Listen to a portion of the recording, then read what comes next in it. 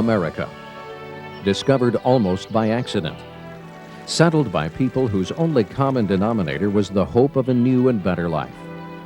Through over 220 years of revolution, civil war, world wars, depressions, recessions, and political scandals, the American nation continues to grow and flourish like a majestic tree, offering the promise of a better tomorrow.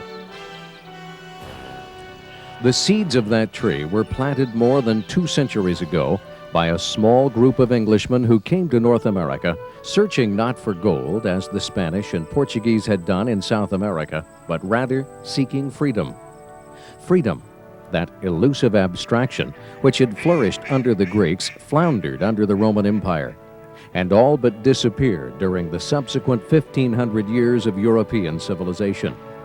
By the time the Renaissance reached England, the seed of artistic freedom was well established. But the colonizers of the New World carried across the Atlantic in their hearts and minds the seed of a new kind of freedom, political freedom. Freedom from religious persecution, from taxation without representation, from all the old world archaic structures which had ruled their lives in Europe. They planted their seed of freedom in the fresh earth of the New World. The young tree, nurtured with the blood of the American revolutionaries, blossomed and produced the richest fruit of political freedom the world has ever known, the United States Constitution. And as the tree grew, its roots expanded west across the untamed continent, across the Mississippi and Missouri, and out onto the plains until they reached the Pacific shore. As the tree continued to grow, it was forced to bend to accommodate new ideas and ever-changing times. Less than a century after its planting, civil war threatened to break the tree, but as it had done during its early years, the nation produced a leader whose dedication and compassion kept the tree intact. With the Civil War over, the tree began to mature and bear fruit. Steel mills and railroads, canals and great dams, public education, and new art forms. And underlying its growth and feeding its branches was the hard work of the American citizen who never lost sight of the fact that the real wealth of the country was in her political ideals and not in her manufactured objects. Immigrants brought with them their native cultures, and the food, dress, and the customs of 100 different countries became an integral part of the American lifestyle. America entered the 20th century as a nation isolated from the rest of the world. But as we approach the next millennium, America now stands above all others as the one true superpower, spreading the seeds of democracy and freedom throughout the world.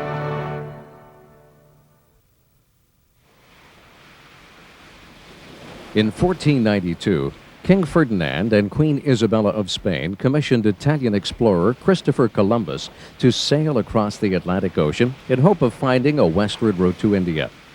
He landed in the Bahamian Islands in October of that year. Thinking he was in the East Indies of Asia, he called the inhabitants of the islands Los Indios, or the Indians. Columbus' fateful voyage led to countless other expeditions to the New World, which in turn led to colonization. After several unsuccessful attempts to colonize the Americas, Jamestown was founded by England in 1607 in what is now Virginia. After 1615, the colony was transformed from what amounted to little more than a trading post ruled by iron discipline and hated by most of its inhabitants into a commonwealth that began to open opportunities for a new and wonderful life for large numbers of ambitious and adventurous Englishmen. Two significant events occurred in Virginia in 1619 that would have a profound effect upon the future of the United States. One was the creation of the first colonial assembly, the House of Burgesses. Its powers were limited, but for the first time in America, the inhabitants were represented in the governmental structure. The second event was the introduction of slavery to the colony, and the beginning of an institution which, running counter to the development of democracy, would split the Union asunder in 1861. By the end of the colonial period, there were close to 400,000 black slaves in the colonies. In 1620, A group of English Puritans, known as Pilgrims, left England to escape religious persecution and sailed to America on their ship, the Mayflower. Before they reached the New World at Plymouth Rock, the Pilgrims all agreed to follow the Mayflower Compact. This constitution required them to live in a civil society according to their own laws.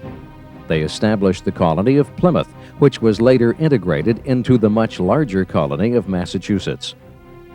A year after landing in the New World, the Pilgrims came in contact with an Indian tribe known as the Wampanoags. The Indians taught the Pilgrims which crops to plant and where to fish. During the harvest season, the Pilgrims and Indians gathered for a 3-day festival to give thanks for their bounty. The celebration, they decided, would become an annual event. Today, we know this holiday as Thanksgiving. In 1630, with the arrival of the Puritans, the tempo of colonization increased. By 1640, there were 20,000 settlers in Massachusetts. Dissidents from the Puritan theocracy founded Connecticut and Rhode Island. In the meantime, the Dutch had settled in New York, and Lord Baltimore had established a colony for Catholics in Maryland. By the early 1700s, England had settled the remaining colonies of New Hampshire, Delaware, Pennsylvania, New Jersey, North and South Carolina, and Georgia. The distinctive features of colonial society were the increase in fluidity throughout the social structure and the increased size of the middle class. Thousands of immigrants came to the New World as indentured servants, but later found ample opportunity to move into the middle class. Nowhere else in the Western world was the middle class as large or as socially and politically important, and not surprisingly, nowhere else was social solidarity, liberty, equality, and self-government so prevalent. By 1770, voting privileges were available to a larger portion of the population than anywhere in the Western world. But there can be no doubt about certain groups who were automatically disenfranchised: all women, all slaves, and all indentured servants. In addition, the ownership of property was a general requirement. In 1754, the French and Indian War began in North America. It was waged between the armies of England and France. The war lasted 9 long years, but with the help of American colonists, England was victorious. In 1763, France was forced to cede to England all of Canada and all of the Louisiana Territory east of the Mississippi. This victory was the culmination of the rise of England to the position of the strongest commercial and colonial power in the world. The year of 1763 also marks a change in British policy toward America, which led to the Revolution and in turn to an independent United States. The war had left England heavily in debt. The British Parliament proposed that a new source of revenue lay in taxing the people of the American colonies. To a considerable degree, the war had been fought for the benefit of the American colonies. The men in Parliament thought it just that the colonies be taxed to pay their share of the debt. The colonists were outraged. By being colonists, they were denied a representative voice in the British Parliament. They believed that taxation without representation was tyranny. In 1765, Parliament passed the Stamp Act. This put a tax payable to England on a variety of legal documents, newspapers, and even playing cards.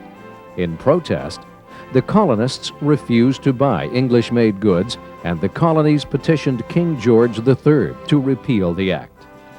The new law proved extremely difficult to enforce, so in 1766, the Stamp Act was repealed. But at the same time, Parliament passed the Declaratory Act, which gave itself the right to legislate for the colonies in all cases whatsoever. In 1767, Parliament passed the Townshend Acts, which imposed taxes on glass, paper, and tea. Anti-British sentiment grew, especially in Boston, Massachusetts. In 1768, the House of Representatives of Massachusetts Bay sent out a circular letter which urged the other colonies to become united in their protest against the Townshend Acts. In retaliation, the British government ordered the royal governors to dissolve any assembly that approved the letter. The Virginia House of Burgesses was dissolved after they passed resolutions which declared that they, and not Parliament, had the right to levy taxes on the colony. The Townshend Acts, like the Stamp Act before it, proved unenforceable and was soon repealed. Parliament, however, left the tax on tea to show its authority over the colonies. 2 regiments of British soldiers were sent to Boston to quell anti-British sentiment in the colony. They were constantly met with jeers and disaffection from the Bostonians. On March 5, 1770, a crowd had formed around the customs house and began to taunt the lone sentry at his post. Feeling threatened, the redcoat called for assistance. 8 more soldiers appeared on the scene. Without being ordered, the soldiers fired into the crowd. When the gun smoke cleared, 5 colonists were dead. Word spread of the Boston Massacre throughout the colonies, and hatred for the British grew stronger. In May of 1773, Parliament passed the British Tea Act. This gave a virtual monopoly to the British East India Company to sell their tea in the colonies. In November, the company's tea ships began to arrive in Boston's harbor, but the local dock workers refused to unload the cargo.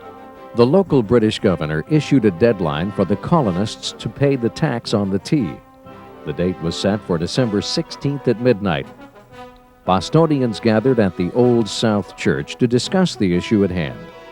It was agreed, too, that action and not words were needed for England to take notice. Under the cover of darkness, Bostonians, disguised as Indians, boarded the tea ships and dumped every last chest of tea into Boston's harbor. The Boston Tea Party dealt a mighty blow to the authority of the British government. In retaliation, Parliament passed the Coercive Acts, better known as the Intolerable Acts. Under this new law, the port of Boston was closed, and Massachusetts was placed under military control. This, in turn, outraged the other colonies, and they rallied together to show their support for Massachusetts. In the fall of 1774, delegates from the colonies met at Carpenter's Hall in Philadelphia, Pennsylvania. This gathering became known as the First Continental Congress. Peyton Randolph, Speaker of the Virginia House of Burgesses, was elected president. Other notable members included John and Samuel Adams of Massachusetts, and Richard Henry Lee, Patrick Henry, and George Washington of Virginia. The Congress condemned the Intolerable Acts, approved the arming of local militias, and agreed on boycotting all British goods. After being in session for 7 weeks, the Congress adjourned and agreed to redress any unresolved grievances the following spring. In March of 1775, a Virginia convention was held in Old St. John's Church in the city of Richmond. Believing that war with Britain was inevitable, Patrick Henry urged his fellow Virginians to take up arms. "I know not what course others may take," he said, "but as for me, give me liberty or give me death." In April of 1775, British troops were sent to Massachusetts to destroy the arms and ammunition at Concord and capture Patriot leaders who were in Lexington. A silversmith named Paul Revere rode on horseback through the dead of night to warn his fellow colonists that the British were coming. On April 19th, British troops and volunteer militiamen exchanged gunfire at the Battle of Lexington and Concord. This was the beginning of the Revolutionary War, the War for American Independence. The following month, the Second Continental Congress convened at the Philadelphia State House. John Hancock of Massachusetts was elected president of the Congress. Military matters were the first order of the day, and the members took steps to provide a Continental Army and to select a commander-in-chief. John Adams, recognizing the need to unify the colonies, recommended George Washington of Virginia for the position, and he proved to have been an excellent choice. But the organization of the Army meant that the Continental Congress now had to take on the activities of a revolutionary government, such as printing money for the purchase of supplies and paying its soldiers. Conducting a war also necessitated a more permanent organization, and so the Congress adopted the Articles of Confederation and Perpetual Union as a new framework for government. On the other side of the Atlantic, the British responded by issuing a proclamation of rebellion and ordering 30,000 troops to America, supplemented by mercenaries hired from Germany. In January of 1776, a 47-page pamphlet entitled Common Sense began to circulate among the colonies. Its author, Thomas Paine, had called for the immediate declaration of independence from England. By June, more than 100,000 copies had been sold. On April 12, 1776, North Carolina became the first colony to empower its delegates in the Continental Congress to vote for independence. On June 7th, Richard Henry Lee of Virginia presented a resolution to the Congress calling for a formal declaration of independence for all the colonies to sign. The Congress appointed a committee to draft an official declaration. The members of this committee were Thomas Jefferson of Virginia, John Adams of Massachusetts, Benjamin Franklin of Pennsylvania, Roger Sherman of Connecticut, and Robert Livingston of New York. The other members of the committee believed Jefferson to be the one best suited to draft such a historic document. Jefferson was at first reluctant to take on such a task, but soon he took pen to paper and created a document which would be, in his words, an expression of the American mind. He succeeded beyond anyone's expectations. We hold these truths to be self-evident, that all men are created equal, that they are endowed by their Creator with certain unalienable rights, that among these are life, liberty, and the pursuit of happiness. That to secure these rights, governments are instituted among men, deriving their just powers from the consent of the governed. That whenever any form of government becomes destructive of these ends, it is the right of the people to alter or to abolish it, and to institute new government, laying its foundation on such principles and organizing its powers in such form as to them shall seem most likely to affect their safety and happiness. On July 3rd, discussion began on Jefferson's Declaration. In his original draft, Jefferson had condemned the slave trade in America.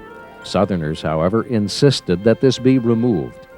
The issue of slavery would not be resolved for another 100 years. On July 4th, 1776, the Continental Congress ordered the Declaration of Independence to be authenticated. John Hancock, President of the Congress, and Secretary Charles Thompson signed it. Copies were sent to all 13 colonies. On July 8th, independence was proclaimed in Philadelphia. The following day, it was declared in New York, and a statue of King George III was torn down. Celebrations were held throughout America.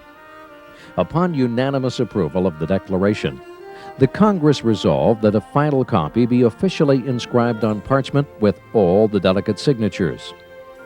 On August 2nd, the official declaration was signed by John Hancock and 55 delegates of the newly proclaimed United States of America. Hancock's signature was by far the largest on the document. He wanted to make sure that King George could read it without the use of spectacles. Although independence had been declared, America was still at war with England.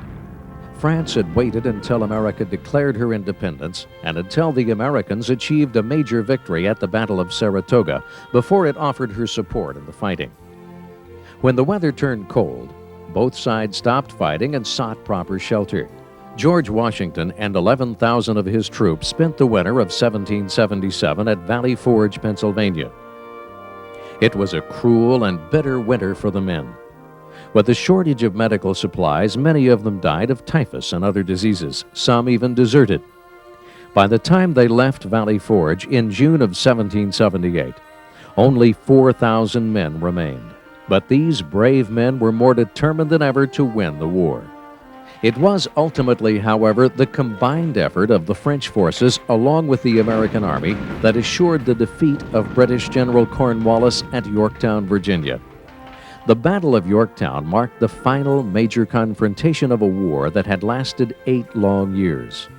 The Revolutionary War ended in 1781, although the Treaty of Paris, which officially ended the war, was not signed until 1783. America had finally won her independence. Following the war, the Articles of Confederation and Perpetual Union proved to be a weak and ineffective form of government. It allowed for only one legislative body, composed of representatives chosen annually by the state legislatures. Each state was only allowed one vote in Congress, regardless of population. The Congress was given no power to tax or control commerce. There was no independent judicial or executive branch to enforce federal laws. All of this was done to prevent the central government from becoming as powerful as the British King and Parliament had been when they governed the colonies. With restrictive powers, Congress could do little to keep the new nation together. Something had to be done to save the Union.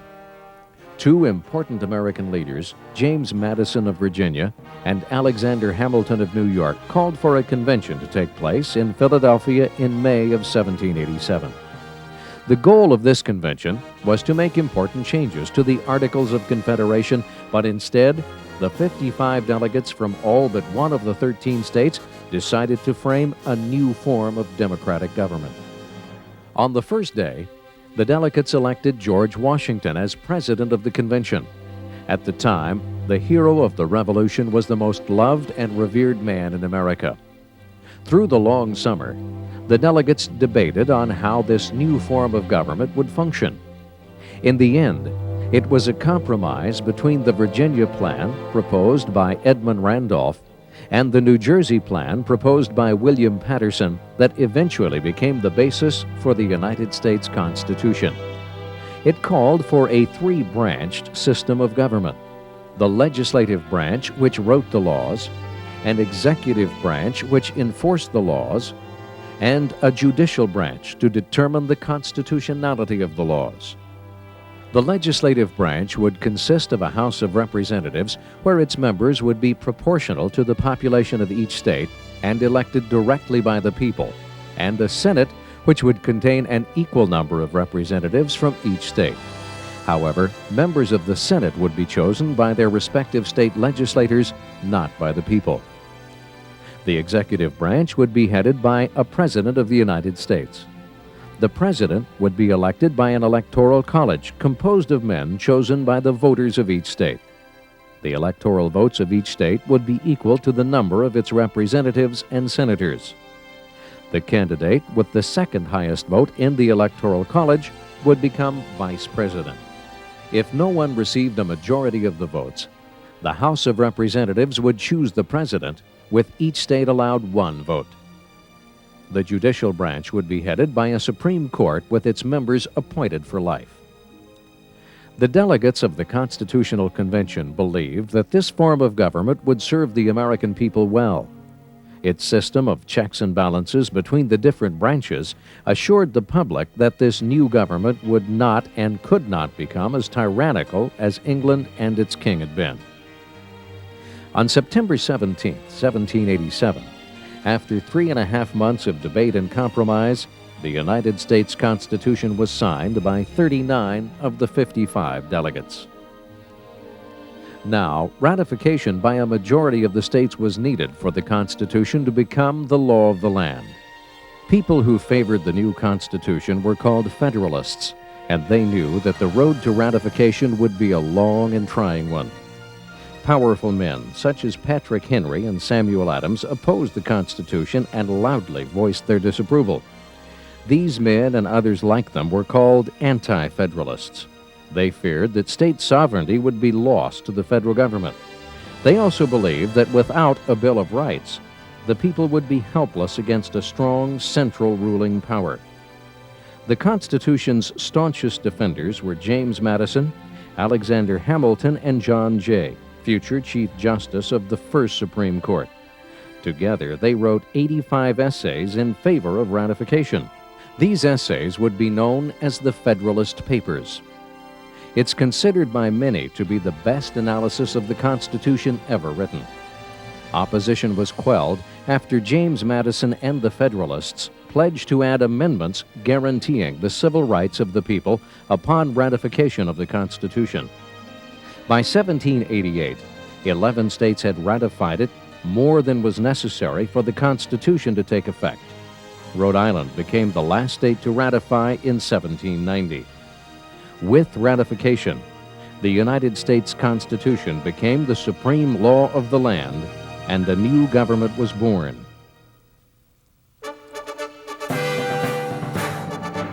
The old Congress, under the Articles of Confederation, set the dates when the new government would begin.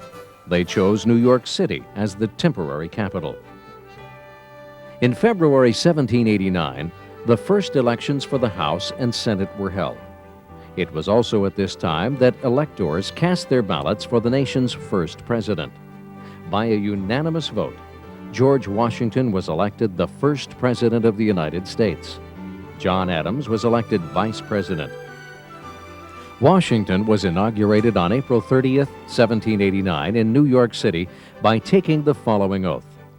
I do solemnly swear that I will faithfully execute the office of President of the United States and will to the best of my ability preserve, protect, and defend the Constitution of the United States. Congress passed the Judicial Act of 1789, which created a three-level federal court system with 13 district courts at the bottom, 3 circuit courts, and the Supreme Court headed by John Jay at the top. In June of 1789, James Madison proposed a series of amendments to the House of Representatives to protect the civil rights and liberties of the American people. 12 of these amendments were offered to the states. The states ratified 10 of them by December of 1791. Together, they became known as the Bill of Rights, and today they represent the cornerstone of individual freedom in America. The Bill of Rights protected freedom of religion, of speech, and of the press, and the right to assemble, to petition the government, to bear arms, to be tried by jury, and to enjoy other procedural safeguards and civil rights. For all his efforts, James Madison would forever be known as the father of the Constitution. Vital to the new government was a sound financial structure. And in this task, Washington's brilliant Secretary of the Treasury, Alexander Hamilton, proved to be a financial wizard and one of the most able statesmen in American history. Hamilton proposed a Bank of the United States as the capstone of his financial system. The bank issue was hotly contested and brought the division of political reactions which would develop into the Federalist and Democratic Republican parties. The Federalists, headed by Hamilton and John Adams, favored a strong federal government and a national bank. The Democratic Republicans, headed by Thomas Jefferson, who was also Washington's Secretary of State, favored a limited federal government and opposed the idea of a national bank. Hamilton's views won out both with Congress and with the troubled President Washington, who reluctantly allowed for the establishment of the National Bank of the United States. Hamilton's policies divided the country. By the end of Washington's first term in office, the differences between Hamilton on one hand and Jefferson on the other hand was about as wide as government under the Constitution would permit. Washington, however, had stood above the conflict, and both sides urged him to accept another term when elections were held in 1792. The split between the two factions was widened during Washington's second term because of an increasingly bitter debate over foreign policies. For the remainder of the decade, in fact up through the War of 1812, much of American foreign policy was based on the desire to maintain American rights while keeping out of European conflicts. This, they believed, was essential for the young Republic of America to survive. Refusing to seek a third term as president, George Washington retired from office in 1797. In his farewell address, he advised against party politics at home and against getting involved with international conflicts. After his death in 1799, he was praised in Congress as first in war, first in peace, and first in the hearts of his countrymen. John Adams was elected president in 1796. Adams and his Federalist administration continued to alienate the Democratic Republicans by their policies. Alexander Hamilton, however, was becoming disenfranchised with John Adams and his foreign policies, and this was to cause a split within the Federalist Party, which would eventually cause its demise. In June of 1800, the federal capital of Washington, D.C. was established. While the Federalists were hampered by internal dissension within their own party, the Republicans were increasing their strength through strong party organization at all levels. In 1800, John Adams was running for a second term as president. Hamilton attempted to manipulate the Electoral College in the hopes of obtaining more votes for the vice presidential candidate than would be the case for Adams. The Democratic-Republican machine, however, had worked smoothly, and Thomas Jefferson and Aaron Burr received 73 electoral votes compared to 65 for Adams and 64 for his running mate. It had been understood that Burr was the vice presidential candidate, but since all Democratic-Republican electors had voted for both Jefferson and Burr, they were tied, and the election was thrown into the House of Representatives. Hamilton, who had his own score to settle with his New York rival Burr, finally persuaded some of Burr's supporters to cast blank ballots, and Jefferson was elected. Needless to say, a constitutional amendment, the 12th, was immediately forthcoming, which required the Electoral College to vote separately for president and vice president. Before leaving office, Adams made one last contribution to the nation and to the cause of the Federalist Party. He appointed John Marshall as Chief Justice of the Supreme Court. Marshall, a staunch Federalist, was to bring to the Supreme Court the power and prestige which was absolutely necessary to the proper functioning of the American constitutional system. And during the years after 1800, when the Federalist Party was disintegrating, he continued their work of developing American nationalism. Thomas Jefferson had called his election to the presidency the Revolution of 1800 because it had marked one of the first times in modern history that a peaceful transfer of power from one political party to another had occurred. Once in office, Jefferson did nothing to disturb the national bank and showed his willingness to use the powers of the presidency for the good of the nation in acquiring the Louisiana Territory from France, and thereby more than doubling the size of the United States. On May 14, 1803, a 43-man expedition under the leadership of Captain Meriwether Lewis and William Clark was sent by Jefferson to explore this newly acquired land. Their first winter was spent in the last white outpost among the Indians in North Dakota. In the spring of 1805, they pushed off into unexplored country following a trail of rivers. They crossed the mountains after considerable hardship and finally reached the Pacific Ocean in November of 1805. Along the way, they received assistance from the Nez Perce tribe of Indians. In his journal, Lewis wrote that they were the most hospitable, honest, and sincere people that we have met on our voyage. After wintering among the coastal Indians, they retraced their steps to Montana, divided into several groups to explore additional routes from there, gathering again at the Missouri River, and in September of 1806 reached St. Louis. The United States reaped many benefits from this successful expedition. For the first time, Americans had an idea of the tremendous size of the country and the wealth of resources that lay between the Mississippi River and the Pacific Ocean. Jefferson believed that it would take 40 generations to settle from coast to coast. It would take only 4. Thomas Jefferson's 2 terms in office provided a practical demonstration that democracy was not dangerous and that restraints upon freedom of speech and the press were not necessary to make a government strong. Thus, Jefferson's administration helped to clinch the ideas which are known as Jeffersonian democracy, which, if they had not actually been put into practice, might have been deemed impractical for many years to come. It was during the presidency of our fourth president, James Madison, that the United States was involved in the Inglorious War with a glorious ending, the War of 1812. To all outward appearances, the war was over maritime conflicts with England. England and France were once more engaged in a death struggle, and each was attempting to strangle the trade of its opponent. American shipping was caught between the two powers.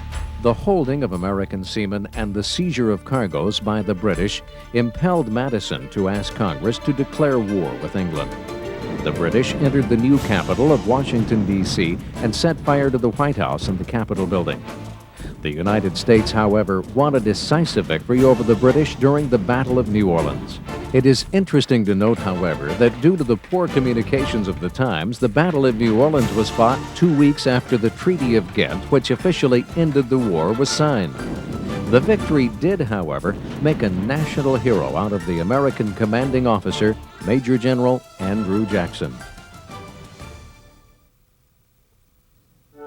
A surge of nationalism swept across America, and with the presidential election of James Monroe in 1816, the era of good feeling had begun. However, it would not last. In 1819, the people of the Missouri Territory applied for admission to the Union as a slave state. Its failure to enter the Union created bitter conflicts in Congress among the northern and southern states. A compromise was reached in 1820 when Congress agreed to allow Missouri to enter as a slave state and Maine to enter the Union as a free state. The Missouri Compromise also prohibited slavery in territories north and west of Missouri forever. Another important event to come about during the Monroe administration was the issuing of the Monroe Doctrine in 1823. Monroe declared that the United States would not tolerate intervention by European nations in the affairs of nations in the Americas. Monroe also pledged that the United States would not interfere with already established European colonies or with governments in Europe. The election of 1824 was a battle between two members of the Democratic-Republican Party. On one side, there was John Quincy Adams, the socially elite son of John Adams and Secretary of State under Monroe. On the other side was Andrew Jackson, defender of the common man and hero of the Battle of New Orleans. In the Electoral College, neither candidate had claimed a majority of votes, and so the decision was left to the House of Representatives. Henry Clay, a powerful congressman from Kentucky and one of the architects of the Missouri Compromise, asked his supporters to vote for Adams, who was accordingly elected. When Adams almost immediately appointed Clay as his Secretary of State, the charge of a corrupt bargain between them was brought by the thwarted Jacksonians, and Jackson's campaign for the election of 1828 was launched, an election he would eventually win. Andrew Jackson, the seventh President of the United States, has long been the symbol of the common man and the triumph of Western democracy, although he always considered himself an aristocrat. Jackson was, however, the first self-made man to occupy the White House. He was the son of ordinary Irish immigrants arriving in America with little but their personal possessions to seek their fortunes. He was as much a product of the developing American democracy as he was the cause, as much a representative of the age as its leader. By the time he was elected in 1828, all of the Western states that had entered the Union had established white manhood suffrage by doing away with all property and religious qualifications for voting. One of Jackson's first contributions to the new democracy and as leader of the newly formed Democratic Party was his introduction of the spoils system, a system politicians had already developed in the state and local levels. The existing Washington bureaucracy at the time he took office was comprised of an honest and efficient but elite corps whose roots stretched back 30 years to the Federalists. So Jackson's actions in cleaning house were prompted by a desire to bring into the government his own supporters, as well as to reward those who had worked so faithfully for the party. Of more direct importance to Jacksonian democracy was Jackson's stand on the national bank issue. The bank had ceased to exist in 1811 when President Madison had not renewed its 20-year charter. Following the War of 1812, however, the Democratic Republicans found fiscal policies in such grave disorder that a second bank had to be established, again under a 20-year charter. Jackson had a long-standing prejudice against the National Bank, which he considered to be a government-sponsored monopoly. The opposition party, now called the National Republicans or Whigs, led by Henry Clay, persuaded the bank's president to allow a bill for the recharter of the bank to come before Congress 4 years before its charter expired. The bill passed Congress but was vetoed by Jackson. Jackson's views won approval from the American people. In 1832, he received more than 56% of the popular vote and almost 5 times as many electoral votes as his opponent, Henry Clay. Jackson regarded his own victory as a mandate against the bank and immediately proceeded to undermine its power. This was considered by many as a significant step in opening America for liberal capitalism. Jackson stated that the role of government should not be to grant exclusive privileges to make the rich richer and the potent more powerful, but in his words, to protect the humble members of society, the farmers, mechanics, and laborers who have neither the time nor the means of securing like favors to themselves. Jackson wedded democracy to capitalism more firmly than ever before. The age of Jackson was one of freedom's ferment, not only in the economic and political realm, but in the intellectual and social as well. It was a period of seething social reform and utopian ideals. Let us not forget, though, that it was also during the age of Jackson that women were not allowed the right to vote, own property, or obtain a higher education. Senators were still elected by state legislatures, the practice of slavery was still prevalent in the South, and in 1830, President Jackson signed into law the Indian Removal Act, which allowed for the moving of all Indians to lands west of the Mississippi River. The rugged individualism of Andrew Jackson has become known as central to the American character. He brought the common man into the national government and set a pattern of strong presidential leadership on behalf of the American people that would be followed into the 20th century. The Western movement comprised one of the most dynamic and intriguing periods in American history. In one lifetime, the United States was transformed from 13 British colonies along the Atlantic coast into a transcontinental nation, the 4th largest in the world. Americans had been settling in Mexican-controlled Texas since the 1820s and were welcomed by its citizens. In spite of the normal hardships of pioneering, drought, Indian attacks, sickness, their numbers grew. In 1825, there were 2,000 Americans in Texas. By 1836, there were almost 30,000, outnumbering the Mexican population 10-1. It was almost inevitable that distrust would mount as the American population grew. To make matters worse, the United States government chose this time to open diplomatic negotiations for the purchase of Texas. Disputes between Texas and Mexico erupted periodically. After an armed rebellion broke out in 1831, a convention was held in 1832 to demand reforms from the Mexican government. Some reforms were made by General Santa Anna, the president of Mexico, but in 1834, he repudiated these reforms, dissolved Congress, wiped out the entire federal system, and proclaimed himself dictator of a centralized state.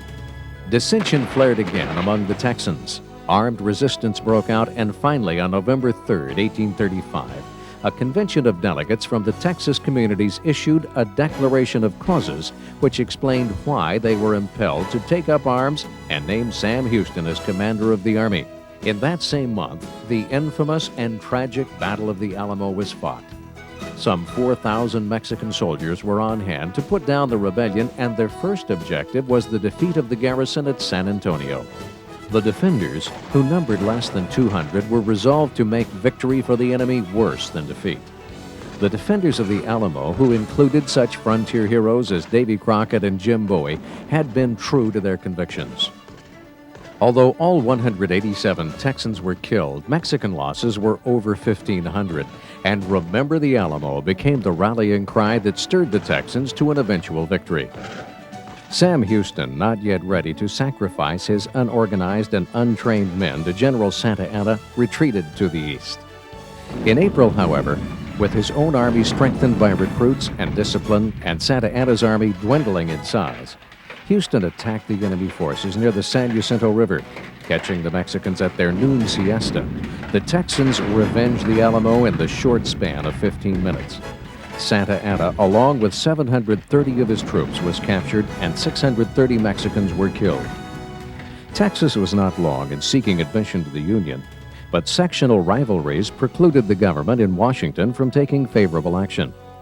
It was clear to all that debate over bringing the Lone Star Republic into the Union would center on the slave issue and split the nation in two. It was not until the presidential election of 1844, when the Democratic candidate James Knox Polk elevated the Texas question above sectionalism, that action by Congress was taken. He had campaigned on the reoccupation of Oregon and reannexation of Texas. His victory assured Texas a place in the Union, and even before he was inaugurated, Congress voted by joint resolution to admit Texas to statehood. After 1820, Americans had penetrated the far west, and by the 1840s, an increasing number were risking the arduous overland trek to settle in Oregon and California. Except for the settlement of Texas, the number of people involved is relatively small, but the spirit of expansionism was permeating the entire nation, and the 4 years from 1844 to 1848 would see the culmination of these movements in an unequaled burst of enthusiasm for new territories.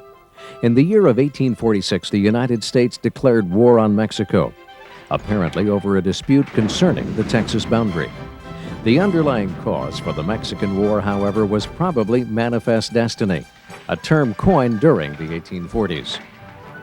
Americans were convinced that their democratic government and the American way of life were superior to all others, and that it was their destiny to spread across the continent into the sparsely occupied lands of the West, which were claimed but very inadequately governed and developed by less civilized people. The Treaty of Guadalupe Hidalgo officially ended the Mexican War in February of 1848. Mexico ceded Texas with the Rio Grande boundary, New Mexico Territory, and California to the United States. The New Mexico Territory included what later became the states of New Mexico, Arizona, Nevada, and Utah. By the time James K. Polk left office in 1849, America was 500,000 square miles larger than it had been before he took office. In 1848, gold was discovered in California. By the end of 1849, some 80,000 people had made the trek west in search of their fortune. Soon, the federal government began abolishing land set aside for the Indians to make way for the American settlers of the West. President Polk's acquisition of so much new territory also made civil war over the issue of slavery almost inevitable. After the Mexican War, California applied for admission to the Union as a free state. Since there were 15 northern states and 15 southern states at the time, this created quite a political conflict. In 1850, Senator Henry Clay of Kentucky offered his colleagues in Congress a compromise. The Compromise of 1850 allowed for California to become a free state, while the other territories in the Southwest would have the right to decide for themselves by popular vote to become free or slave states. The Compromise of 1850 had preserved the Union, just as the Missouri Compromise had in 1821. The divisive forces in the nation, however, were already too far advanced to warrant such optimism. In 1854, a senator from Illinois named Stephen Douglas introduced a bill to Congress called the Kansas-Nebraska Act. This bill allowed the Kansas and Nebraska territories to enter the Union and again let the people decide if they were to be free states or slave states. Abolitionists from the North rushed to the territories and clashed with slave-owning settlers from the South. More than 200 people were killed in what was to be known as Bleeding Kansas. On October 16, 1859, a Kansas settler named John Brown gathered a group about him and raided Harper's Ferry, Virginia, with the intent of providing Negroes with guns with which to begin an insurrection. Though he was hanged by the federal government for treason, he became a symbol to the Southerners of the true intentions of the North and a symbol to some Northerners of the need for exactly the type of action the South so feared. The year before, a heated Senate race was waged in Illinois. Incumbent Stephen Douglas, a Democrat, was being challenged by a lawyer from the town of Springfield named Abraham Lincoln. Lincoln was running as a candidate of the newly formed Republican Party. At the Illinois State Convention, he warned his party that a house divided against itself cannot stand. I believe this government cannot endure permanently half slave and half free. I do not expect the house to fall, but I do expect it will cease to be divided. It will become all one thing or all the other. Douglas and Lincoln debated 7 times in 7 different Illinois counties, but in the end, Lincoln lost the election to Douglas. The heated debates, however, made Lincoln famous throughout the country. So famous that in 1860, the Republican Party nominated Lincoln for President of the United States. The Democrats, unable to decide on one candidate, split into 3 separate factions, and 3 separate candidates were nominated, one of them being Lincoln's old adversary, Stephen Douglas. Receiving just 40% of the popular vote, but winning a majority of the electoral votes, Abraham Lincoln became our nation's 16th president. Many Southerners feared that Lincoln and his fellow Republicans would abolish slavery, and this they would not tolerate. Their only recourse, they decided, was to leave the Union. On December 20th, 1860, South Carolina became the first state to secede from the Union. By February 1861, other Southern states followed suit and formed the Confederate States of America. They elected Jefferson Davis of Mississippi as their president. When Abraham Lincoln was inaugurated on March 4, 1861, he and the federal government refused to meet with members of the new Confederate government. He believed that no state had the legal right to secede from the Union. In fact, the very act of secession was considered an act of rebellion against the United States. Confederate officials demanded that the federal government abandon their military forts and arsenals that were in Confederate territory. Again, Lincoln refused. Southern militia units began to seize these federal forts and arsenals and met with little resistance. Then the Southern troops came upon Fort Sumter in the harbor of Charleston, South Carolina. The federal troops stationed there refused to yield. On April 12th, Confederate troops opened fire on the fort. 2 days later, the federal troops had no choice but to finally surrender. Lincoln, upon hearing the news, called for 75,000 volunteers to quell the Southern uprising.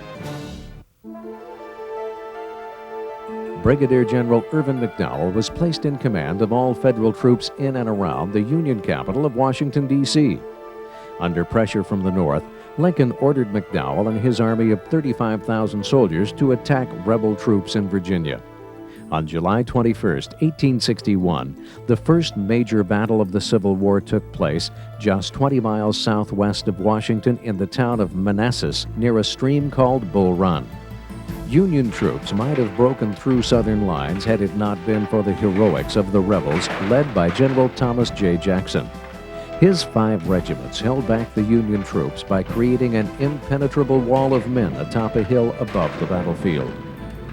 Union troops could do nothing but retreat back to Washington in defeat, and the legend of Stonewall Jackson was born. While the people of the Confederacy celebrated their great victory, Lincoln realized that the war would not end as quickly as he had hoped. Lincoln replaced McDowell with General George B. McClellan and appointed him General-in-Chief of all Union forces. By the end of 1861, the end of the war seemed nowhere in sight. 1862 would see the Union victory at the Battle of Shiloh, but at a cost of 24,000 lives on both sides. Confederate General Robert E. Lee and his army of Northern Virginia would win the 7 Days Campaign and save the capital of Richmond from capture. A second battle at Bull Run would once again see an outnumbered rebel army defeat Union troops. On September 17th, McClellan and Lee once again met along the banks of Antietam Creek near the town of Sharpsburg, Maryland. Fighting continued for 14 hours. When the Battle of Antietam finally ended, over 3,600 Union and rebel troops were dead and another 18,000 were wounded. It was the bloodiest single day of the Civil War, but the North had won, and Lee and his beleaguered troops marched back to Virginia. On September 22nd, President Lincoln announced his plan to end slavery once and for all. With the stroke of a pen, Lincoln signed the Emancipation Proclamation. This presidential order promised freedom to all slaves in Confederate territory beginning on January 1, 1863. From that moment on, the Union Army had 2 goals: to restore the Union and to abolish slavery forever. With the urging of black abolitionist Frederick Douglass in May of 1863, black federal troops saw battle for the first time, and on June 7th they would see their first victory when they defeated Confederate soldiers at Milliken's Bend in Louisiana. In June of 1863, General Lee moved into Pennsylvania with his Army of Northern Virginia. After marching north for many weeks, they came upon the small town of Gettysburg. On July 1st, Southern troops encountered Northern troops and the fighting began.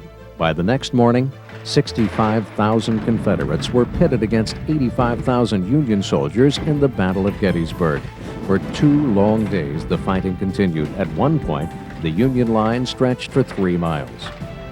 On the afternoon of July 3rd, Lee ordered General George E. Pickett to attack the center of the Union position with his divisions. 15,000 Confederate soldiers marched across 400 yards of open ground to face the entrenched Federal troops. Pickett's charge would be Lee's final gamble to win the battle, but it failed. Only half of Pickett's men made it back to Confederate lines. When the 3-day battle was over, more than 50,000 men were either killed, wounded, or missing. It was the bloodiest battle of the Civil War, and it was the last time that Lee would set foot in the North. The tide of the war was turning to the North's favor. On November 19, 1863, President Lincoln went to Gettysburg for the dedication of a national cemetery. His speech was short but profound. 74 years ago, our fathers brought forth on this continent a new nation, conceived in liberty, and dedicated to the proposition that all men are created equal. He concluded his speech by calling for the war to continue so that this nation under God shall have a new birth of freedom, and that the government of the people, by the people, for the people, shall not perish from the earth. In March of 1864, Lincoln appointed Ulysses S. Grant General-in-Chief of all Union armies. General William Tecumseh Sherman became commander of Union troops in the Western Campaign and started his march to capture Atlanta, Georgia. In August of 1864, the Democratic Party nominated George B. McClellan for president to run against Lincoln in November. Lincoln desperately needed Union victories to secure his re-election. On September 2nd, General Sherman's forces captured Atlanta. Rebel forces abandoned the city and headed south. It was the Union's greatest victory of the year. On November 8, 1864, Abraham Lincoln was re-elected President of the United States with 55% of the popular vote. A week after the election, Sherman set fire to Atlanta and began his march to the sea across Georgia. By December 21st, Sherman had reached Savannah, leaving a path of destruction in his wake. Once he reached the sea, Sherman and his troops began his advance to Virginia. The Civil War was now entering its final year. By the beginning of 1865, only Virginia and the Carolinas remained in the fight against the powerful North. On March 4, 1865, Abraham Lincoln was inaugurated for a second term. With Union victory in sight, he offered words of reconciliation to the wounded South. With malice toward none, with charity for all, let us strive on to finish the work we are in, to do all which may achieve and cherish a just and lasting peace among ourselves and with all nations. On April 2nd, General Grant's forces broke through Lee's lines at the Battle of Petersburg. Lee and his men evacuated the city. The following day, the Confederate capital of Richmond, Virginia, was captured by Federal troops. Grant and his army continued to pursue Lee. Lee and his remaining troops reached the village of Appomattox Courthouse in Virginia. Grant's army soon had them surrounded. On April 9, 1865, General Robert E. Lee surrendered his army to General Ulysses S. Grant. On April 14th, the United States flag was flown once again over Fort Sumter. That same evening, Lincoln and his wife Mary went to Ford's Theater in Washington, D.C. to see the play Our American Cousin. During the third act of the play, an actor and Southern loyalist named John Wilkes Booth shot the president in the back of the head with a pistol. The following morning, Lincoln was dead and became the first president to be assassinated in office. Secretary of War Edwin Stanton was quoted as saying, "Now he belongs to the ages." 11 days later, John Wilkes Booth was shot and killed in a tobacco barn in Virginia. By May, The remaining Confederate forces had surrendered to federal troops, and the Civil War was finally over. More than 620,000 Americans died in the long, bloody war. For more than a decade, the South was put under Northern control during a period known as Reconstruction. The Civil War had torn the United States apart and pitted brother against brother. It took the courage of President Abraham Lincoln to hold this nation together, whatever the costs. For his heroic crusade to unite the nation and free the slaves, he gave his life and became the Civil War's greatest martyr.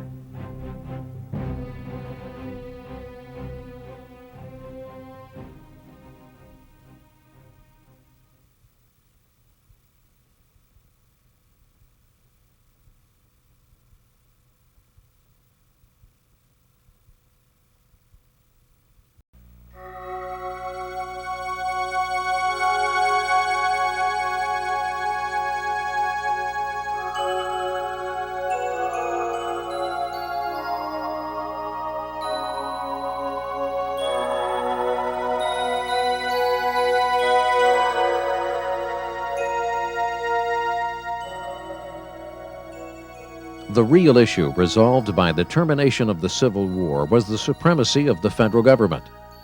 The manner through which decisions were made to expand the dominance of the national government relate directly to the development of the civil rights movement and to the constitutional question of equality under the law. In a series of acts passed by a Congress which was led by Republican abolitionists, the origins of civil rights as a basic concept in American history began to emerge. The most fundamental action was the passage in December of 1865 of the 13th Amendment to the Constitution, which abolished slavery as a legal institution. This was followed by the 14th Amendment in 1868, which provided civil rights to all former slaves. The 15th Amendment, ratified in 1870, declared that the right to vote was not to be denied on account of race, color, or previous condition of servitude. Lincoln's proposal for Reconstruction was twofold: the desire to restore the Southern states to the Union with all possible speed, and allowing loyal Southern governments to proceed with a minimum of federal intervention in their own internal affairs. For radical Republicans in Congress, this plan was both too conservative and too generous. With the assassination of Lincoln came the first real opportunity to change the course of Reconstruction. With the succession of Vice President Andrew Johnson to the presidency, the radical Republicans were convinced that a new climate of opinion would prevail in the White House. This was not to be. Within 3 years, Johnson's program was in shambles, and because he tried to overstep his authority, he was standing trial for impeachment, a measure which was defeated by a single vote in the Senate. Congress would now assert itself and take control of Reconstruction. Increasingly, the roles of three groups within the South became instrumental to the outcome of the radical Reconstruction program. These were the blacks, the scalawags, and the carpetbaggers. Of the more important statements which can be made about the role of blacks in Reconstruction, one stands out. Although many were elected to public office in Southern radical governments, none were in a position of control. In national congressional patterns, the same thing held true. 14 blacks were elected to the United States House of Representatives, and 2 secured a position as a United States Senator. Although this represents a high point in American history in terms of the number of blacks holding high office, in all cases, whites dominated the key positions and were able to control policies which ensued from all levels of government. Carpetbaggers was a term applied to all Northern settlers in the South who actively supported the radical Republicans. Their goal was in organizing blacks for political action.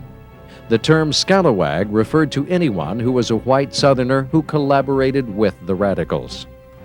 Each of the 11 states of the former Confederacy during all or part of the decade between 1867 and 1877 fell under the control of the radical Republicans.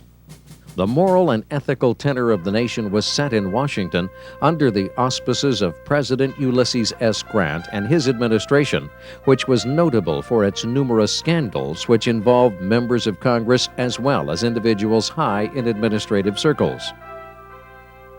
In 1876, the Democrats fought their last great battle of Reconstruction with the radical Republicans. 8 of the southern states had already fallen to the Democrats, but 3 of them were still under the control of a coalition of carpetbaggers, scalawags, and blacks. The presidential election of 1876 pitted the Republican governor of Ohio, Rutherford B. Hayes, against the Democratic governor of New York, Samuel J. Tilden. When the popular votes were counted, Tilden had almost 300,000 more votes than Hayes, but Tilden was still 1 electoral vote shy of the 185 needed to claim victory. Hayes' election depended upon contested electoral votes in Louisiana, South Carolina, and Florida. If all the disputed electoral votes went to Hayes, he would win. A single one would elect Tilden. Months of uncertainty followed. In January of 1877, Congress set up an electoral commission to settle the dispute. Voting along party lines, the Republican majority voted in favor of all electoral votes going to Hayes. In March, Hayes became our nation's 19th president without winning a majority of the popular vote. Within months, he ordered the removal of the remaining federal troops in the South and sanctioned political control by the Democrats in the 3 disputed states. Reconstruction was officially over. Another important event to occur in 1876 was the Battle of Little Bighorn. It was the most famous battle of all the wars fought between the United States and the Indians over the previous decades. It was in southern Montana that charismatic General George Armstrong Custer led his army against a coalition of Sioux tribes under the leadership of Sitting Bull and Crazy Horse. Clearly outnumbered, Custer and 263 of his men were killed in less than half an hour. When news of Custer's last stand reached the east, the United States government became more determined than ever to destroy the will of the Native American people. Between the Civil War and 1900, the United States became the foremost industrial nation in the world. America produced more steel, iron, coal, oil, timber, gold, silver, and meat than anyone else. She led the world in miles of railroad and telegraph lines, and thanks to the inventions of Alexander Graham Bell and Thomas Edison, she had more telephones and electric lights than any other country. The era is commonly called the Gilded Age, which was the title of a novel that Mark Twain wrote about a shady politician and a crooked businessman. Like the dime store trophy, the exterior glistened brightly golden, but if one scratched through the paint, it was only cheap pot metal. Twain pointed out that under the surface of sensational economic development, American society had a scabby center of corruption and greed. Others had termed it the era of good stealing and called the business leaders robber barons, but Twain's phrase prevailed. Between Lincoln and Theodore Roosevelt, a succession of presidents, Andrew Johnson, U.S. Grant, Rutherford B. Hayes, James Garfield, Chester Arthur, Grover Cleveland, Benjamin Harrison, and William McKinley, provided little leadership to the nation. Republicans and Democrats differed little on what were basic issues. Both parties supported protective tariffs and sound currency. Both were pro-business and used governmental power to break strikes. After the end of Reconstruction, civil rights for blacks were seldom mentioned, and with the rise of the Ku Klux Klan in the South and state control of voting rights, blacks were almost totally excluded from the polls. By the last decade of the 19th century, the voting turnout of blacks had dropped by 99%. Between 1882 and 1901, nearly 2,000 blacks were killed by lynching. Segregation laws, also known as Jim Crow laws, began to appear all over the South. Blacks were ordered to use separate restrooms, water fountains, restaurants, and hotels.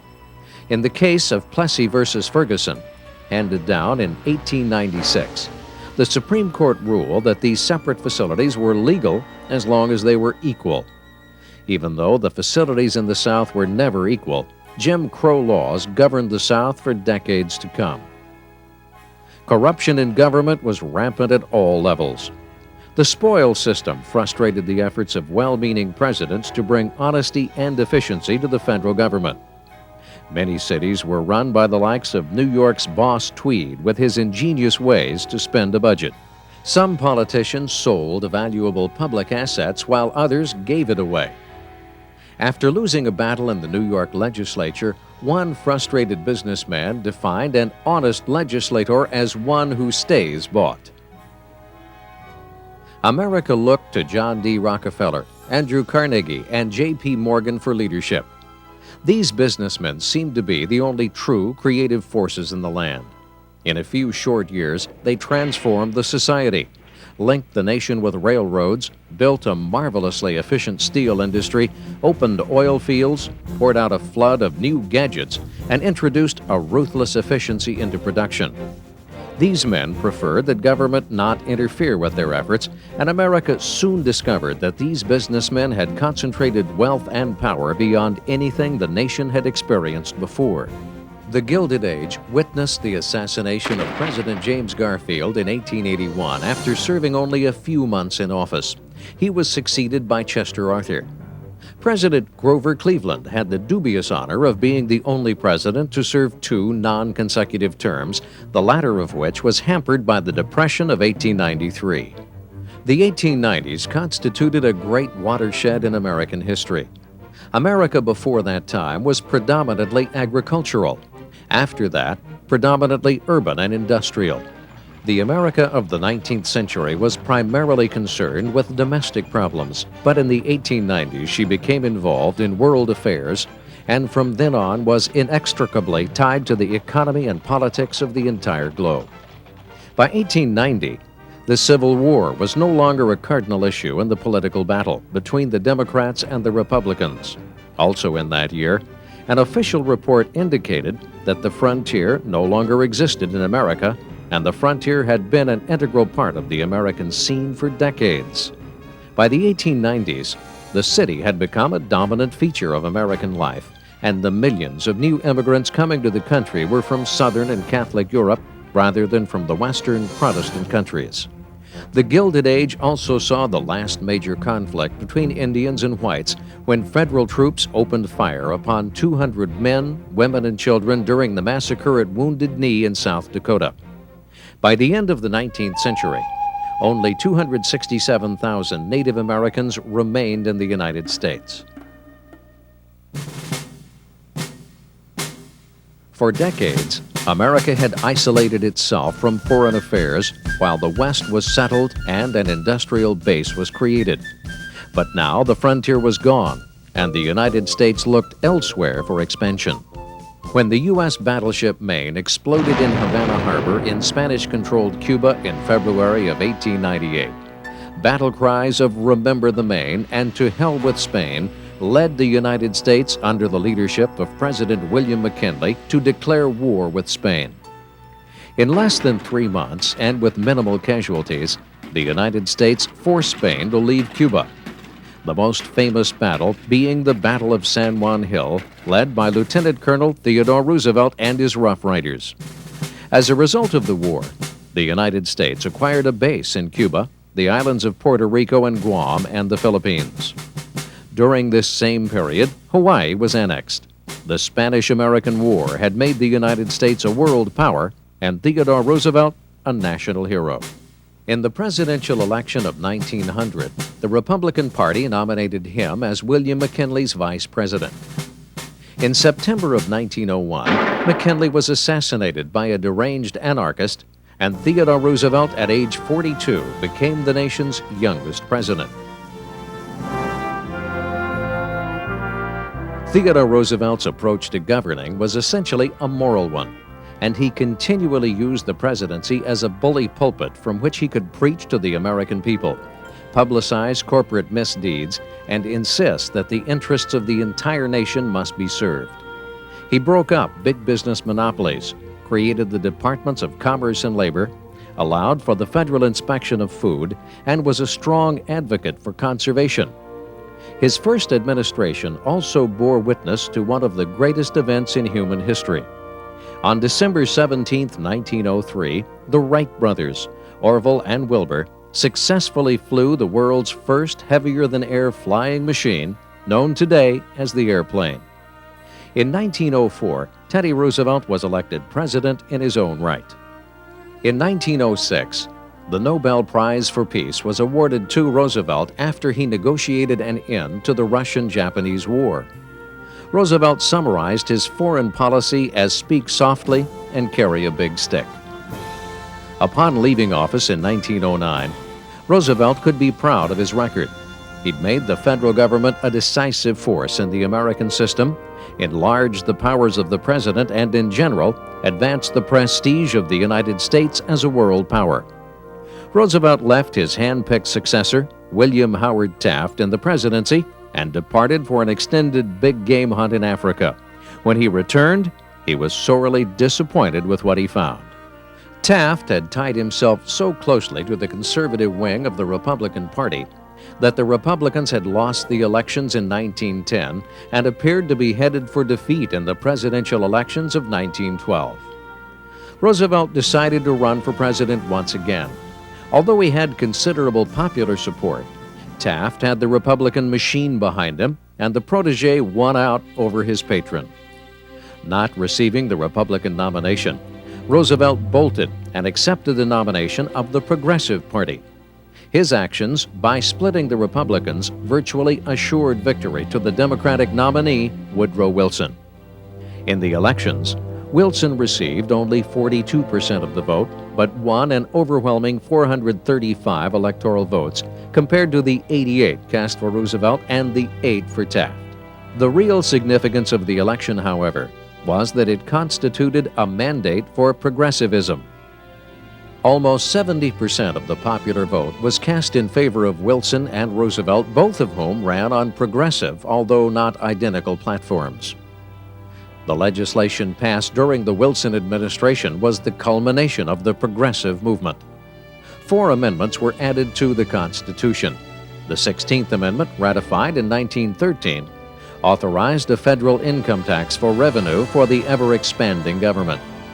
The 17th Amendment, also ratified in 1913, allowed for the direct popular election of United States senators.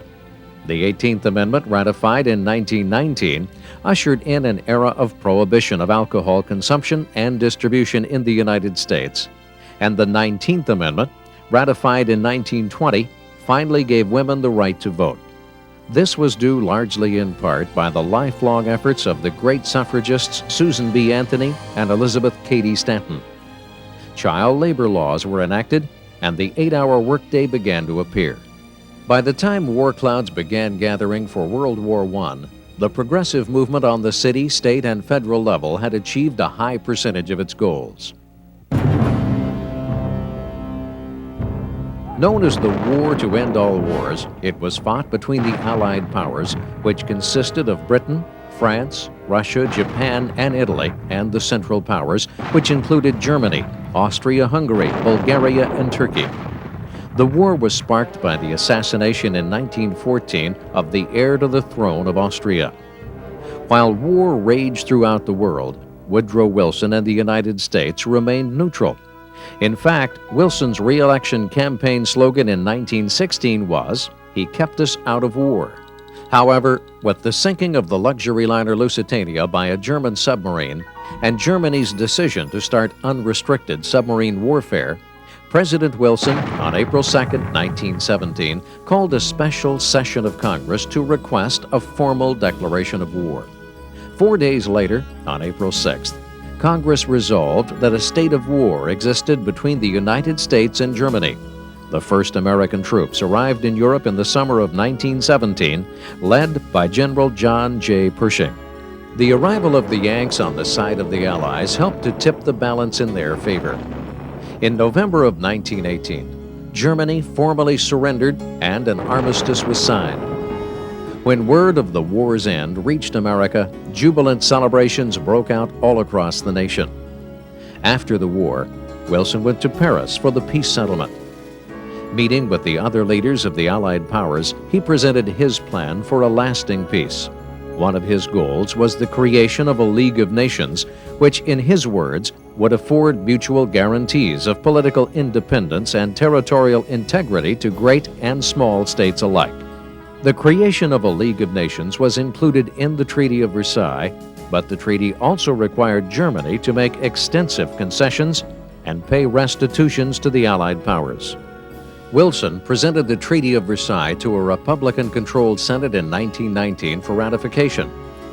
The Republicans believed that American foreign policy should be aimed at keeping the United States out of foreign entanglements unless involvement was absolutely required by a direct threat to national security. The president decided to take the issue to the American public. Whereas international issues were of utmost importance to the president, to the public, they were becoming secondary to domestic needs. After his disillusioned speaking tour, President Wilson suffered a stroke that would leave him partially paralyzed for the remainder of his term. The Treaty of Versailles was eventually defeated in the Senate by 7 votes. The progressive era was over. After years of idealism and progressivism, Americans longed for what Republican presidential nominee Warren G. Harding called a return to normalcy. And with his election in 1920, a new era of good feeling was ushered in, but the 1920s would be anything but normal. With the ratification of the 18th Amendment to the Constitution, the era of prohibition began. Although alcohol was now illegal in the United States, it became quite evident that widespread enforcement of the law was virtually impossible. Between illegal distilling and smuggling, liquor continued to be available and was used in large quantities. Speakeasies teeming with the sounds of jazz flourished and were quickly taken over by gangs which controlled the flow of alcohol through connections with police, bribes, and assassinations. By 1923, Chicago crime lord Al Capone had several hundred men at his disposal. The revenue that Capone and others like him collected amounted to what is estimated at $60 million a year. On February 14, 1929, Capone had his men gun down members of a rival gang. There was a public outcry over the killings, and what became known as the St. Valentine's Day Massacre would be the beginning of the end of Al Capone. In the 1930s, he was convicted of income tax evasion and sent to jail. When Warren Harding died of a heart attack in August of 1923, Vice President Calvin Coolidge became our nation's 30th president. He was elected in his own right in 1924. His was an era of unprecedented prosperity. The 1920s was also considered the golden age of sports. Jack Dempsey was heavyweight champion. Babe Ruth hit homers for the New York Yankees. Bobby Jones ruled the game of golf. Coach Newt Rockne and Notre Dame's Fighting Irish dominated college football. And Gertrude Ederle, in record time, became the first woman to swim the English Channel. The 1920s also saw the first Miss America pageant, the rise of radio, the birth of jazz, the first talking motion picture, and the first transcontinental flight in an airplane. On May 20th, 1927, Charles Lindbergh flew his plane, the Spirit of St. Louis, from New York to Paris in under 34 hours. When he returned home to the United States, he was given a ticker tape parade down Broadway and became a true American hero.